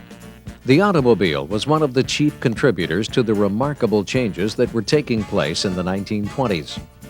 In 1919, there had been a little over 6 million passenger cars owned by private citizens, but thanks to Henry Ford's mass production techniques, by 1929, there were 23 million cars on the road. During the 10-year period, the impact on the economy was monumental. Gas stations flourished, highways were constructed everywhere, roadside stands were erected, tourism increased, and the railroad gave way to passenger bus lines. But there was a dark side to the 1920s as well. There was the Scopes monkey trial in Dayton, Tennessee, where the teaching of evolution was put on trial. The KKK had a surge in membership and proudly marched through the streets of Washington, D.C., and in October of 1929, the absolutely unthinkable happened. Herbert Hoover was elected president in 1928 as the candidate of prosperity. His supporters promised that his victory would bring to Americans a chicken in every pot and a car in every garage. Hoover assured the Republican Party in his acceptance speech that America was nearer to the final triumph over poverty than ever before, and given the chance to go forward with the Republican policies of the last 8 years, America would soon be in sight of the day when poverty would forever be banished. In October 1929, within 8 months of his inauguration, the magnificent financial structure of America and the much-lauded prosperity of the 20s came tumbling down around him, and like the fall of Humpty Dumpty, no one could put the pieces together again. On October 24, 1929, the stock market plummeted and panic began to spread on the floor, but prices held the following day, and it appeared that the worst was over. Never was optimism more ill-advised. 5 days later, on October 29th, the crash came, dwarfing the events of the 24th. Huge blocks of stock were thrown on the market, 5,000, 10,000, even 20,000 lots, offered for whatever they could bring. By the end of the day, more than 16 million shares of stock had changed hands at rock-bottom prices, and $14 billion had been lost. Within 2 months, a total of $40 billion disappeared in the transaction, leaving the entire financial community stunned. Hoover, although apparently less optimistic in private, pointed out that the fundamental business of the country was on a sound and prosperous basis. But by the winter of 1931, it became apparent that prosperity was not just around the corner. And by 1933, America was in the throes of the most serious depression it had ever faced, and one from which it would not recover until it became enmeshed in the war economy of 1939 and 1940. Unemployment grew from 1.5 million in 1929 to somewhere between 12 to 14 million in 1933. By the end of 1932, more than 5,000 banks failed. Bread lines grew in length daily. Soup kitchens multiplied. The jobless walked the streets seeking opportunities to work when no opportunities existed. Millions took to the road, riding in freight cars or tramping the highways and byways, and others huddled on the outskirts of the cities in shanty towns, which soon came to be known as Hoovervilles. And as if things weren't already bleak enough, in the midst of the Depression, the black blizzards hit the plains. Dust could be seen as far away as the Atlantic coast, as soil from a 150,000 square mile section of America was blown away. Tens of thousands of additional Americans became destitute and left their homes, most of them heading for California, where they were immortalized in John Steinbeck's The Grapes of Wrath. Hoover lost the 1932 presidential election to the Democratic governor of New York, Franklin Delano Roosevelt, by an even wider margin than he had won in 1928, and for years he suffered the humiliation, undeservedly, as the man who caused the Great Depression. The following year, the 21st Amendment was added to the Constitution, ending 13 years of Prohibition. Although he had contracted polio in 1921, which left him without the use of his legs, Franklin D. Roosevelt became governor of New York in 1928. When he was elected our 32nd president in 1932, he faced a national crisis of unprecedented proportions. Let me assert my firm belief that the only thing we have to fear is fear itself. Immediately, he called Congress into special session and with unprecedented dispatch fired proposal after proposal to a cooperative Congress until his program known as the New Deal seemed to many to constitute a revolution. Faced with the collapse of the banking system, Roosevelt declared a national banking holiday and placed an embargo on the export of gold. A degree of order was restored, as well as a degree of confidence. Some of the New Deal initiatives put into effect were the Agricultural Adjustment Act, the National Recovery Act, the Civilian Conservation Corps, the Tennessee Valley Authority, the Works Progress Administration, and the Social Security Act. The Social Security Act provided pensions to the needy, old age insurance, unemployment insurance, benefit payments to the blind, dependent mothers and children, and appropriations for public health work. The Supreme Court ruled some of FDR's proposals as unconstitutional, and so after he won re-election in 1936, he proposed legislation to add more justices to the court who would be more favorable to the New Deal. Much could be said in favor of the proposal, but it was immediately denounced even by members of his own party. Ironically, many justices of the Supreme Court began to retire, and within a few years, the court had been entirely remade with 8 new appointees by Roosevelt. 1936 would also see the Olympic Games held in Nazi Germany. Nazi leader dictator Adolf Hitler believed his people to be the master race. As a member of the United States track team, Jesse Owens, an African American, would prove Hitler wrong. Owens won 4 gold medals, setting many Olympic and world records. His victories were a source of great pride to the United States and a great blow to Hitler's notion of a master race. In 1940, Wendell Willkie ran against Roosevelt on a Republican platform which endorsed much of the New Deal. In spite of the 150-year-old 2-term tradition for presidents, FDR won an unprecedented 3rd term in office. With the German invasion of Poland in 1939, the world was once again at war. Germany, led by dictator Adolf Hitler, had formed an alliance with Italy and Japan known as the Axis powers and began his campaign of terror. By 1940, Britain and her allies, which included France and Russia, were in desperate need of assistance from the United States. After winning his 3rd term in office, FDR proposed his Lend-Lease program. The bill was designed to provide the chief executive with the power to decide what to lend, when to lend it, and to whom. The source of the leases was a combination of tanks, airplanes, and ships, and the obvious recipient was Great Britain, who at the time was a target of massive strikes by the Germans. The Lend-Lease program was to become one of the most monumental actions taken prior to direct military participation in the Second World War. On the morning of December 7, 1941, Japanese aircraft attacked the U.S. naval base at Pearl Harbor in Hawaii. Within an hour, the United States no longer had a Pacific fleet. All 8 Navy battleships were destroyed, along with 3 cruisers and several other vessels. The American aircraft were still on the ground when Japanese planes had completed their assignment. The following day, Congress declared war on Japan. On December 11th, Germany and Italy declared war on the United States. Following the attack on Pearl Harbor, more than 100,000 Japanese Americans were forced into internment camps, where they would stay until December of 1944. With heroic generals such as George Patton, Douglas MacArthur, and Dwight D. Eisenhower, the American military machine was a formidable force.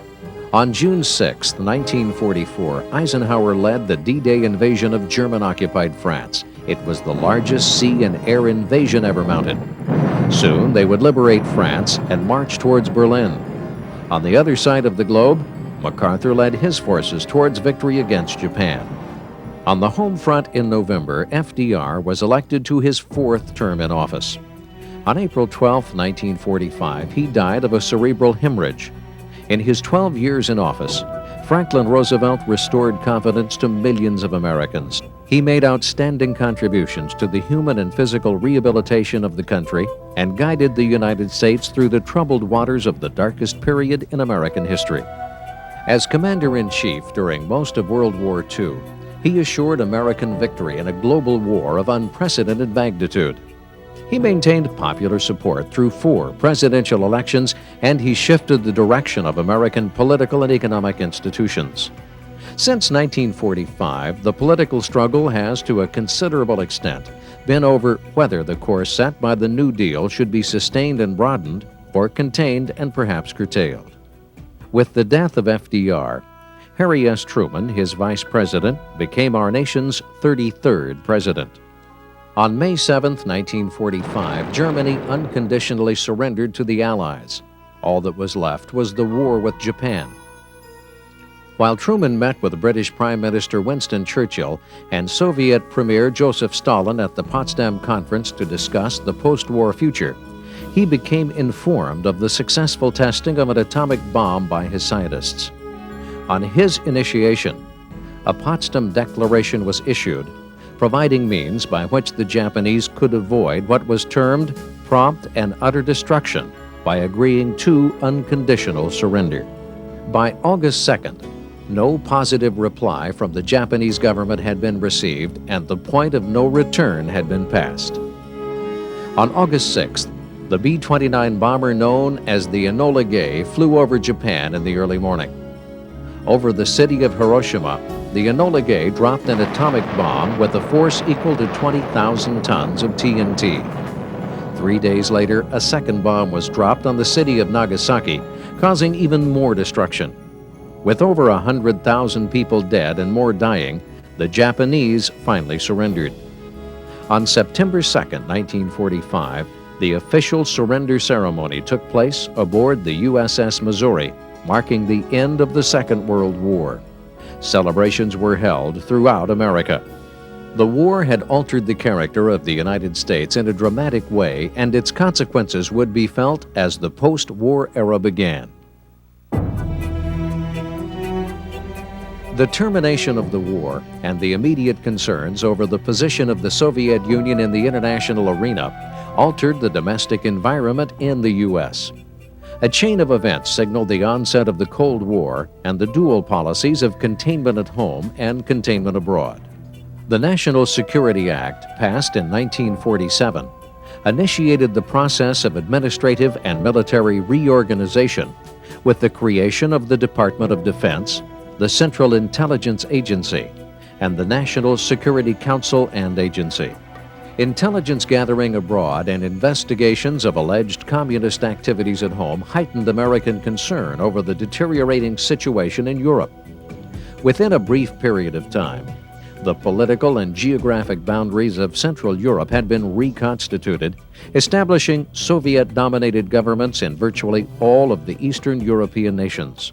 American foreign policy could by then be described in terms of the Truman Doctrine, which, put specifically, was a policy that had as its key objective the absolute containment of communism to its existing borders. In practice, this policy was being implemented primarily through massive military and economic assistance to Europe. The year of 1947 was also notable for two extraordinary events. In the spring, Jackie Robinson became the first African American to play Major League Baseball, becoming an inspiration to many and opening the door for future black players to join him. In the fall, test pilot Chuck Yeager flew his experimental plane, the X-1, faster than the speed of sound and opened the door for the future space age. In 1948, Harry Truman was elected president in his own right by beating Republican Thomas Dewey in one of the greatest political comebacks in American history. In February of 1950, Senator Joseph McCarthy of Wisconsin entered the political arena in an ambitious and forthright way. McCarthy became publicly recognized when he stepped into the spotlight carrying a list of 205 names which he claimed were made known to the Secretary of State as being members of the Communist Party and who were working and shaping American foreign policy. McCarthy made headlines throughout the country and would remain on the front page for more than 4 years. Even without significant evidence, McCarthy's reign was a reign of terror and intimidation. Hundreds of people in and out of government were accused of being communists or communist sympathizers. Many were blacklisted from working in their respective fields. On June 25, 1950, Soviet-supported North Korea invaded U.S.-supported South Korea. The newly formed United Nations called on its member states to support the South. President Truman then authorized General Douglas MacArthur to lead American ground forces into Korea. The conflict, dubbed a police action, lasted for 3 years. By 1951, the Communist Chinese had entered the war on the side of the North. In April of that year, Truman relieved MacArthur from command for criticizing the president's authority. By the time a ceasefire agreement was reached in 1953, little territory had changed hands, and the first war of containment during the Cold War era accomplished almost nothing. In November of 1952, General Dwight D. Eisenhower became our nation's 34th president. Once Eisenhower had taken office, Senator McCarthy turned his attentions to the United States Army. Investigations made into Army bases proved to be fruitless, and no evidence of subversion or security risk turned up. The antagonism of the President and the Congress mounted. Shortly thereafter, the Senate ordered an investigation of McCarthy, and the press began to shift its attention away from McCarthy's allegations and towards his demise. The Army-McCarthy hearings were televised in a manner which made it clear that the pursuit of the communist heresy in the United States had become the pursuit against the basic principles of American democracy. The ensuing censure of Senator McCarthy terminated a major chapter in American history. Other notable events from the 1950s include the re-election of President Eisenhower, the birth of rock and roll, the polio vaccine, Alaska and Hawaii becoming the 49th and 50th states, and the birth of the modern civil rights movement in the United States. In 1954, the status of blacks as second-class citizens was abundantly clear, especially in the South. The hopes of many blacks resided with changes in the educational system, which might offer black students a realistic prospect for equality of opportunity, if not for equality itself. On May 17th, the U.S. Supreme Court, led by Chief Justice Earl Warren, announced its decision in the landmark case of Brown versus Board of Education. It stated that segregation in public schools was unconstitutional and dealt a decisive blow to the separate but equal policies laid down in the case of Plessy versus Ferguson a half a century earlier. In the South, the Ku Klux Klan, which had been largely inoperative for some time, experienced an almost overnight resurrection. Volatile rhetoric, random violence, and massive threats spread rapidly and extensively. On December 1st, 1955, a black seamstress named Rosa Parks refused to give up her seat to a white man on a bus in Montgomery, Alabama, and was arrested. As a result of her treatment, a citywide black boycott of public transportation was initiated. After over a year of boycotting, the U.S. Supreme Court ruled that segregation on city buses violated the Constitution and had to be abolished. The success of the boycott had made a national hero of civil rights leader Martin Luther King Jr., and the first viable step towards desegregation in the Deep South had been taken. In November of 1960, John F. Kennedy became our nation's 35th and youngest elected president when he defeated Vice President Richard Nixon in one of the closest elections in American history. In his inaugural address, he challenged the nation by exclaiming, Ask not what your country can do for you. Ask what you can do for your country. Though his election was greeted with great optimism, his administration began with the disastrous Bay of Pigs invasion of Cuba by CIA-trained Cuban rebels attempting to overthrow the communist dictator Fidel Castro. In October of 1962, the world came as close as it ever would to a nuclear war.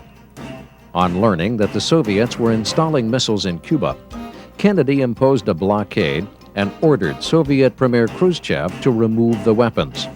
After many tense-filled days, Khrushchev agreed to remove the missiles and war was averted. President Kennedy strongly supported civil rights and put forth the challenge to our country to land a man on the moon by the end of the decade. Throughout the South, civil rights workers met with greater and more violent resistance. Freedom riders were beaten by mobs in Montgomery. Demonstrators were clubbed in Birmingham and Selma. And voting rights organizers throughout the South were victimized by local officials as well as by angry crowds. In June of 1963, the White House delivered a civil rights bill to Congress for passage. Martin Luther King and other civil rights leaders decided to organize a huge demonstration in Washington, D.C. to show support for the bill. On August 28, 1963, what would be known as the March on Washington took place as over 250,000 people of all races and religions converged at the Lincoln Memorial to hear Martin Luther King speak of his dream of racial equality. I have a dream. My poor little children will one day live in a nation where they will not be judged by the color of their skin, but by the content of their character. I have a dream today. The March on Washington was seen on television screens across the country. It was the largest demonstration for human rights in the history of the United States. The presidency of John F. Kennedy was cut short when he was assassinated on November 22, 1963 in Dallas, Texas by a man named Lee Harvey Oswald. 2 days later, while in police custody, Oswald himself was shot by nightclub owner Jack Ruby, which laid the groundwork for conspiracy theories that permeate to this very day. With the assassination of President Kennedy, Lyndon Baines Johnson was sworn in as our nation's 36th president. In his first address before Congress, he urged the passage of Kennedy's Civil Rights Bill as the best memorial for his predecessor. In July of 1964, the Civil Rights Act became law, but voting rights were not included in the provisions. In November of 1964, President Johnson won the presidency in his own right with 61% of the popular vote. He urged the nation to build, in his words, a great society, a place where the meaning of man's life matches the marvels of man's labor. He declared a war on poverty, established Medicare for the elderly, and signed the Voting Rights Act of 1965 into law. Soon, thousands of blacks began to vote, many for the first time in their lives. In 1967, he appointed Thurgood Marshall as the first African-American Supreme Court justice. Unfortunately, the Johnson administration would be remembered mostly for the Vietnam War. The Vietnam War was fought between the Soviet-supported North and the American-supported South. During his terms in office, American military presence in Vietnam escalated from 16,300 Americans in 1963 to 500,000 in 1968. Greatly frustrated by his difficulties over the war in Vietnam, he declined to run for re-election in 1968. I shall not seek, and I will not accept the nomination of my party for another term as your president. While the civil rights movement represented a continuation of struggles which had started during Reconstruction, the anti-war movement was clearly a break with the past. The core of the movement originated in student protest, a phenomenon which had never before reached widespread proportions in the United States. The alliance between blacks and whites on the war issue proved quite fragile. The assassination of Martin Luther King Jr. in April of 1968 signaled the split between the two segments of the population. Urban riots broke out in unprecedented degree. Within 3 weeks, more cities experienced riots than had occurred in all of the preceding years, more injuries were sustained, more property damage was done, more federal troops were called, and more militant proclamations were issued. Between January 1st and June 15th, there were 221 major anti-war demonstrations on 101 college campuses. In the New Hampshire primary that year, anti-war candidate Eugene McCarthy garnered 42% of the vote. The following week, John Kennedy's brother and Attorney General Senator Robert Kennedy announced his candidacy for president. By the end of April, Vice President Hubert Humphrey announced his candidacy, but declined to run in most of the primaries which were taking place across the country. On June 4th, Robert Kennedy, who strongly favored ending the war in Vietnam, won the biggest of all the primaries, California, by defeating both McCarthy and Humphrey. That same evening, he was killed by an assassin's bullet as he left his campaign headquarters at the Ambassador Hotel in Los Angeles. Just 3 months after the murder of the major figure in the civil rights movement, Martin Luther King Jr., the major symbol of the anti-war movement was struck down. While Richard Nixon calmly accepted the Republican Party nomination in Florida, preparations were being made in Chicago for the Democratic Convention. On August 3rd, a week before the convention activities formally began, peace activists arrived in the city and settled in Chicago's Lincoln Park. They had come to peacefully demonstrate against the war in Vietnam. On August 7th, the police launched a full-scale assault against the people in the park, using tear gas and clubs to drive the demonstrators out. On August 9th, the situation reached a climax in what was later called a police riot. The most violent events of the period occurred in full view of millions of Americans who were watching the convention on national television. In the general election in November, Richard Nixon became President of the United States by one of the slimmest margins in history. Democrats retained control of Congress, but the key office in terms of the war effort went to a man who had campaigned vigorously on the label of law and order. After Nixon's inauguration, a new wave of demonstrations flared up. To date, 34,000 Americans had been killed in Vietnam, exceeding the total for the Korean War. The cost was running at over $25 billion a year. Unknown to the American public, the Air Force, under the veil of extreme secrecy, had been hammering away at communist bases in Cambodia. On orders from the White House and without knowledge of Congress, B-52s had conducted over 3,600 raids on jungle sanctuaries. Nixon soon made the public announcement that a new phase of the war had begun and that an end to the war was in sight. His credibility, however, had reached an unprecedented low. So great was the public outcry against this new involvement that the Congress resurrected the issue of its right to declare war and passed a resolution demanding the evacuation of all American troops in Cambodia and an end to air support there by July 1970. On campuses, the reactions were so widespread as to eclipse all previous protests. In May of 1970, at Kent State University in Ohio, the most telling event of the anti-war movement occurred. The National Guard was brought in to bring order to a peace demonstration being held on campus that had gotten out of control. The Guardsmen fired tear gas cans at the crowd. In the ensuing melee, the National Guardsmen opened fire on the crowd. 13 students were shot, 4 of them fatally. Charges that the student demonstrations were clear-cut cases of communist influence pervaded the Oval Office, and Nixon began to distrust even his most ardent supporters. The president turned to illegal forms of behavior to locate evidence to substantiate his beliefs. The following spring, the New York Times began publishing Pentagon leaks about the military activities in Southeast Asia, and the White House took an increasingly tight-lipped tenor. Even though Nixon had opened relations with Communist China and signed the first strategic arms limitation treaty with the Soviet Union, Nixon's first term in office had been a tumultuous one. But one of the highlights of those years occurred on July 20th, 1969, when Neil Armstrong became the first man to set foot on the moon. John F. Kennedy's goal of landing a man on the moon before the end of the decade had become a reality, as millions of people back home on Earth watched in amazement. President Nixon was re-elected in 1972 by an overwhelming majority. Taking the vote as a mandate, he proceeded to harden his position with the Vietnamese. Massive bombing attacks occurred until, on January 27, 1973, a peace accord was signed by all involved in the conflict. Nixon declared that he had achieved peace with honor, but in reality, the United States had lost their first war in history.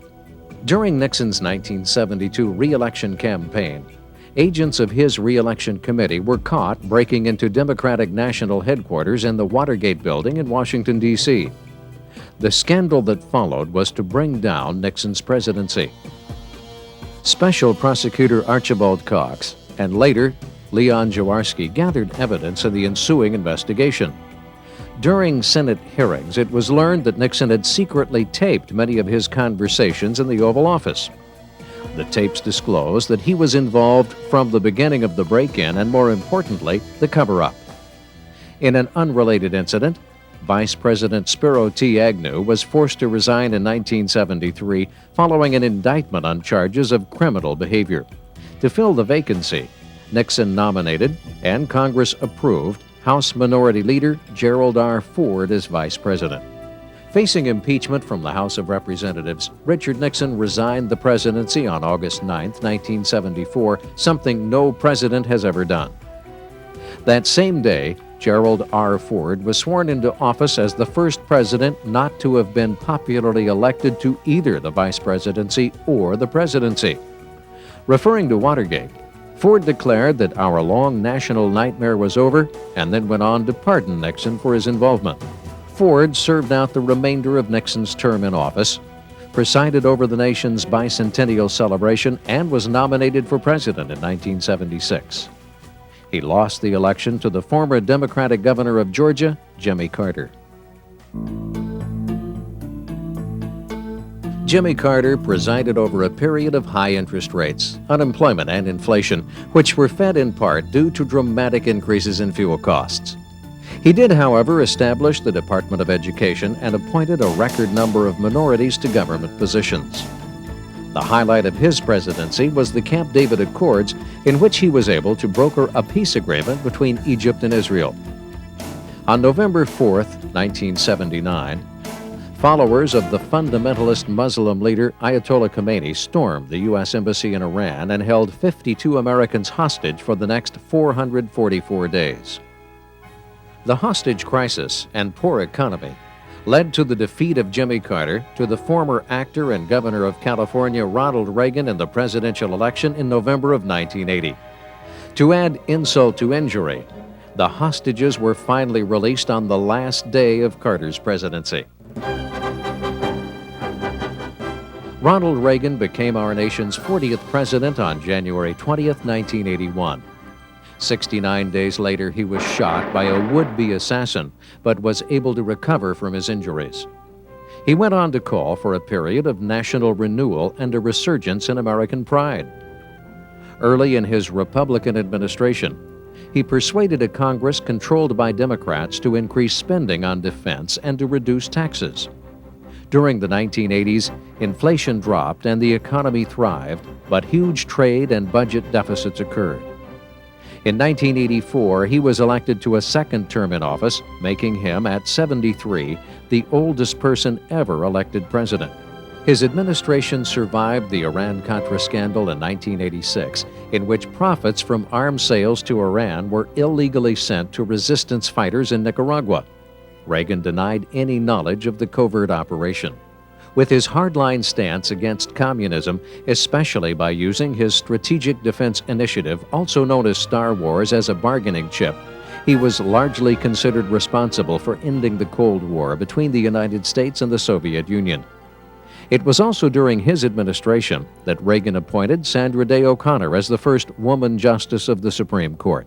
Reagan passed on the presidency to his Vice President George Bush and left office in 1989, a highly popular president. 1989 was truly a monumental year. With Soviet reforms by Mikhail Gorbachev, the Cold War ended and democracies began to emerge all over a once communist-dominated Eastern and Central Europe. In November, the Berlin Wall, the most prominent and reviled symbol of the Cold War, was torn down. Soon, even the mighty Soviet Union collapsed and embraced the American ideals of democracy. The old world order had been destroyed, and a new world order was created, with the United States left as the only true superpower. In August of 1990, Iraq, led by Saddam Hussein, invaded the rich oil-producing country of Kuwait. The United States and its allies came to Kuwait's defense by initiating a major international operation known as Desert Shield to prevent Iraq from moving into neighboring Saudi Arabia. 425,000 American troops were sent across the world to fight. When the United Nations deadline passed for Iraqi troops to leave Kuwait, Desert Shield became Desert Storm, and President Bush ordered immediate airstrikes. The aerial assault lasted for more than a month, beginning on January 17, 1991. On February 24th, a ground war was launched, which lasted less than 5 days before Iraqi forces were finally driven out of Kuwait. President Bush's popularity soared so high that re-election the following year seemed almost certain. But by the 1992 presidential election, the U.S. economy was in trouble. High unemployment and huge budget deficits greatly hampered his chances of winning. In a three-way race that included the Democratic governor of Arkansas, Bill Clinton, and Texas billionaire Ross Perot running as an independent, George Bush lost his bid for re-election. On January 20th, 1993, William Jefferson Clinton was sworn in as our nation's 42nd president. The presidency of Bill Clinton began with almost as much optimism as when his childhood idol John F. Kennedy took office. He called himself a New Democrat and put forth a plan for universal health care. With the American people looking for less governmental control over their lives, Clinton's health care proposals failed. In foreign affairs, however, he was able to broker a peace agreement between Israel and the PLO. In 1994, Republicans took control of both houses of Congress, but Bill Clinton fought back. He became more moderate in his proposals, and with the help of the Republicans, he balanced the federal budget for the first time in a generation, as well as reforming welfare. In 1996, he became the first Democrat since FDR to win re-election. In January of 1998, Clinton became involved in one of the biggest political scandals since Watergate. A story broke that a White House intern named Monica Lewinsky had had an affair with the president. Independent counsel Kenneth Starr, who was investigating the president on a botched land deal called Whitewater, turned his attention to the Lewinsky matter. In his report released in September of 1998, he claimed that Clinton committed perjury, obstructed justice, and abused his power in hiding the affair from his investigation and the American public. In December, the Republican-led House of Representatives passed 2 articles of impeachment against the president, one for perjury and the other for obstructing justice, making Bill Clinton only the 2nd president in American history to be impeached. The fate of his presidency was decided in a trial in the United States Senate. Under the U.S. Constitution, a 2/3 majority, or 67 votes, was needed to convict the president and remove him from office. Since neither article of impeachment garnered enough votes for conviction, President Clinton was acquitted and allowed to serve out the remainder of his term. The American dream can be seen almost everywhere. It can be seen in our monuments to democracy and freedom. It can be seen in the faces of the young and in the faces of the old. It can be seen in our heroes of yesterday and in our heroes of today. It can be seen across the United States and around the world. The great 19th century politician Daniel Webster once spoke of his vision of the American dream. Let us develop the resources of our land, call forth its powers, build up its institutions, promote all its great interests, and see whether we also, in our day and generation, may not perform something worthy to be remembered. As we enter the 21st century, we take this dream with us and continue to nurture that majestic tree we call America.